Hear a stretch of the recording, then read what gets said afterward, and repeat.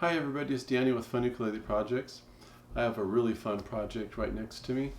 I just finished this. It's going to be going back tomorrow, at least to U-Space tomorrow, and then it'll get to the owners at some point after that. This is a Kumalae. I believe it was, I know it's after 1917 because it mentioned that it was in something about a fair or something in 1917 in the label. And I'm actually going to show a picture of the label because it has the phone number of the company back when phone numbers only had 4 digits. That's just really cool. So this is what the project entailed. When I got it, it had 2 big cracks. There was a crack that went from the bridge all the way through up to the sound hole. It literally, if you did just a little bit of pressure, and it separated. And the sound hole brace had come loose. There was also another crack here. In addition to that, someone had done something to the nut in the past, either tried to repair it or replaced it and botched their replacement, because the nut, the spacing from A to E and C was all even, and then the G string was only about half the distance. So instead of being like 8 millimeter, it was like 4.5 to 5 millimeters to get to G. And it was so bad that whoever did that actually, rather than fixing a nut, they drilled a hole in the bridge and said, okay, well, we're there, we fixed it. That was a terrible fix. In addition to that, the frets had been profiled in the past, and you could see some file marks, and they weren't even. So, and the finish was really beat up. So I took everything one step at a time. Oh, there was a broken button. It's actually a bung. I'll explain that in a few minutes. And taking it one step at a time, first thing I had to do was fix these braces. Fix these cracks and put some cleats in there to hold them in place. This cleat had to actually be shaped to the profile of the body so I could get it to where it would, touch the crack. I needed to make a new nut. This was really tricky, because the nut is only about 1.7 millimeters thick, and it's only 29 millimeters. This is a tiny little nut. 29 millimeters is roughly 24.5 inches from G to A with these strings. For an ukulele, that's really close string spacing, which you'll be able to tell playing it. I'll try to play Cedar Prayer in a little while, and I'll be playing it upside down. And that's playing it. I can play my Lion and Healy. That's probably not. It's a little bit wider string spacing than this, but it's close. But flipping this upside down, and it becomes really difficult, at least for me. So anyway, I made the new nut. I had to put the slots in. I had to be very careful when filing the nut slots, because I used ebony like it originally had.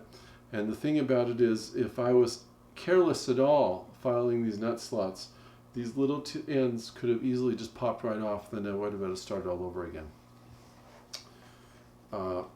Now, in addition to that, the finish had really dark, you can see stains, but they were there was still dirt in them, so I had to clean the finish up.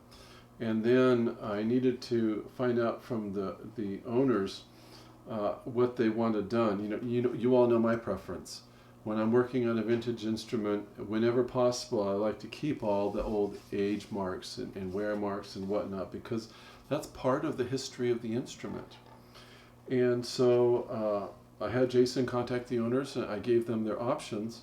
And the option number 1 would be to carefully mask off the frets. And that's a very tedious process. Well, actually, either option had to have that done, and I'll explain what I did, how I do that in a minute. But the first one was to mask off the frets. The bridge had already been removed because it was loose, and the bridge had already been masked off. And so it would be to clean everything. So any dirt or grime was out of it, so it could be protectively clear coated. That would protect the decal. It would give the finish much more life, because the finish was getting to where it was going to start having issues. And then after that, rub it out and make it look, old, not like it had just been sprayed, but it's like really old and cared for. And the other option would be if they wanted to look more pristine, then I just had to strip it. And I mentioned my preference is the former, and they chose to go that route too, so I was very happy about that. So that's why it looks, looks all beat up. And this is from years of playing, and all these nicks are just from people strumming over the years, and then the fingernails hit it, and it had gotten to the point where they had even gone through the finish, and people had wiped some extra finish on it to protect it, but never really cleaned it up. And so all of this is just wear. This is history for this instrument. And that's why I like it there. The back, you can see some spots where when they were fixed it, they just wiped some finish on, and you can see the brush marks. I very carefully sanded out the brush marks. I didn't go through the finish.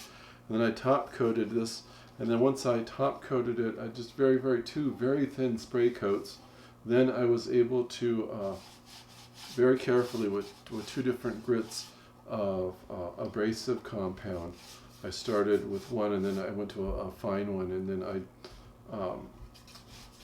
just very carefully hand rubbed. And I'm not going to say what grits I used or whatnot, because this kind of rubbing is something that is, it comes from experience, and just it's sort of intuitive. I knew what I was matching, and I knew what I had to do to get it to blend the more worn and everything else, so it looks more even and old, and didn't look like it was just sprayed. And it took a while. That took a lot longer than spraying it did. Probably a couple hours, just very carefully, painstakingly rubbing it until I had the right look with the first abrasive, so that I knew I would get the proper look with the second abrasive after it was waxed. And it turned out really, really nice. It's a wonderful little instrument. Has loads of history to it. It's probably very close to 100 years old. As I mentioned, the label, I don't think I mentioned the label actually says something about 1917, but I guess some sort of a fair or an award or something. And then I did mention that the phone number in here for the company back then was just a 4-digit phone number. The frets, I leveled them and profiled them because of the fact that they had been, someone had done something to them in the past, but it wasn't done well. And when I profiled them, I polished them, and they will, it won't take long at all for them to, have patina again. And if the people get it and they say, oh no, we don't like the fret shiny, well, I have a solution I can put on it. But if they just leave it like this, in a couple months, they're going to look, old, because they're like a brass fret. They're really neat little friction tuners. The way these particular ones work, they hold their position, and they're easy to tune. One other thing I'll mention about this instrument that I haven't seen on many instruments is this actually is built with a gusset. This gusset is this section of wood here. It's very thin, and it was actually made so that the body fits into that. It just gives extra strength to the instrument, to the whole neck, and everything, and it's just very, very clever. It's a very, actually, for what they did here, pretty complicated woodworking technique, and they pulled it off very well. It's a wonderful instrument. I'm going to tune it right now. I'll edit out this whole tuning section. I just put strings on it tonight because it's going back tomorrow, and Fremont black lines stretch a lot, so I'll get it tuned, and then I'll try playing, Sweet Hour Prayer upside down. Fremont black lines stretch a really lot, and I just put them on this evening. So just in the time I cut to edit this, it's already probably going out of tune somewhat. It's very narrow string spacing. I'll see if I can get my way through Sweet Hour Prayer so that, get it through upside down, so at least you can get an idea of what this little instrument sounds like.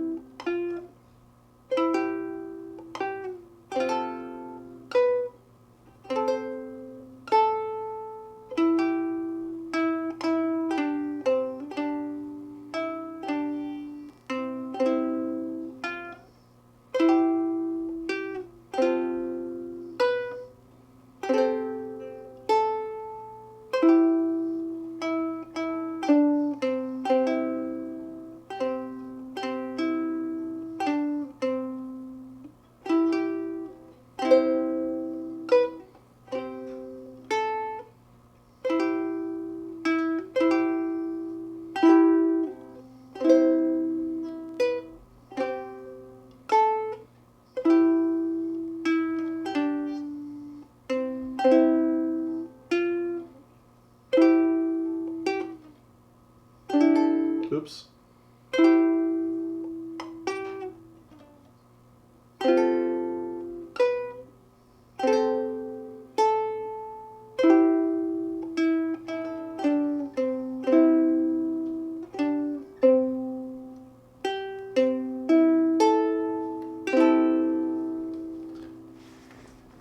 Has a lot of volume. This asymmetrical neck created one little challenge that I thought I'd mention, and that's that it's worn. It's been played so much it's actually worn into the fretboard a little. So I had to make sure, I wanted to make sure the strings were spaced evenly, yet the fretboard's actually worn this way toward the top. So I needed to get even spacing at the edges of the fretboard. Well, and in order to do that, I had to have just about a 0.5 millimeter more on this side of the nut than on this side because of how much it had worn in. And then I had to get accurate measurements in order to put the slots in place. But for someone playing this way, it's no problem because if they're fretting, they're going to tend to be pushing up a little bit anyway. But playing it upside down, trying to play Sweet Hour Prayer, it's like I'm right on that round spot. It just sounds so nice. I'll do a couple chords. I'm not going to try to play anything. I'll just hold like the C chord.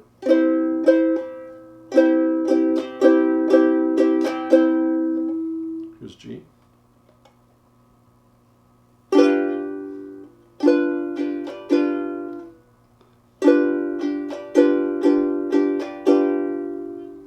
F.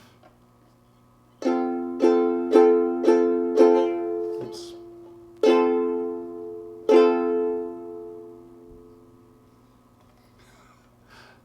I keep some fingernails on this hand because, as you all know, that's my strumming and picking hand. Then I turn around this way with 25 millimeters from G to A, and that's my strumming and picking hand. It makes it really hard to play a chord. This is a wonderful little instrument. I hope the owners I like it. I hope they like it. I really like it.